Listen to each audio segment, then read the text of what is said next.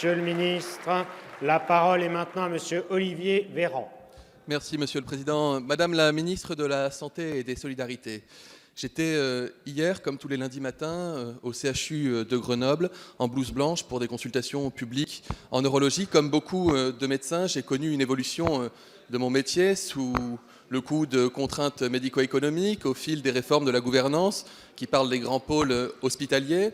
Nous connaissons la réforme de la tarification à l'activité, ses atouts et ses inconvénients.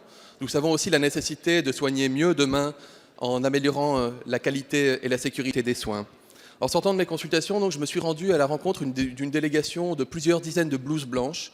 Il y avait des médecins, des pharmaciens, des soignants, des étudiants qui s'étaient mobilisés en marge de la commission médicale d'établissement pour dire leur inquiétude. Vous savez, Madame la Ministre, le contexte que nous connaissons à Grenoble, terrible, après le décès d'un jeune confrère neurochirurgien qui était estimé de tous et qui a été retrouvé mort dans son bureau.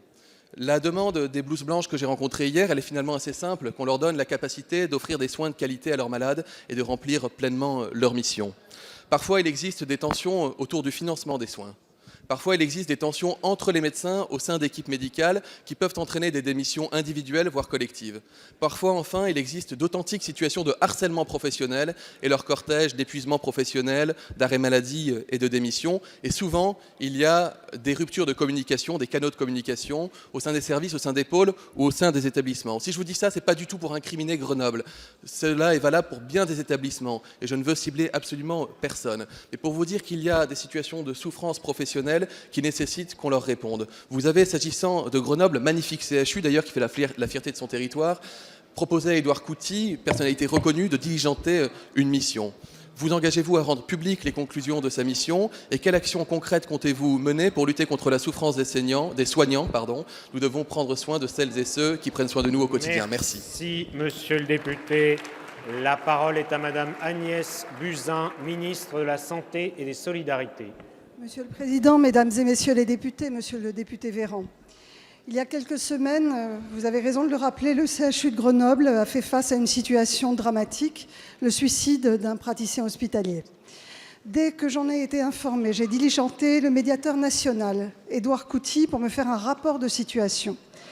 Ce rapport, que je rendrai public, a permis de mettre en lumière des situations graves de harcèlement au sein de cet établissement. Encore aujourd'hui, les praticiens nous font remonter des difficultés, des tensions, la pédiatrie étant la dernière en date.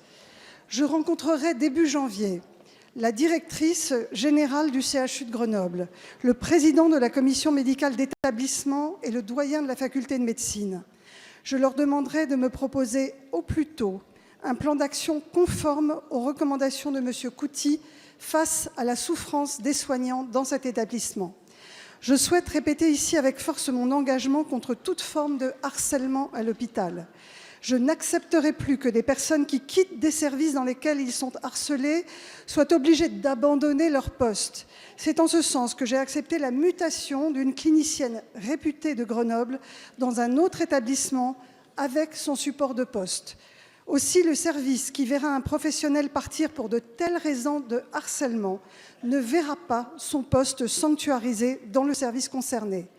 Pour terminer, je veux préciser ici que je porte une attention particulière à ce que le management, qui se focalise parfois sur la gestion économique et financière de nos hôpitaux, soit bienveillant et soit vigilant à l'humain face à des équipes soignantes en très grande tension.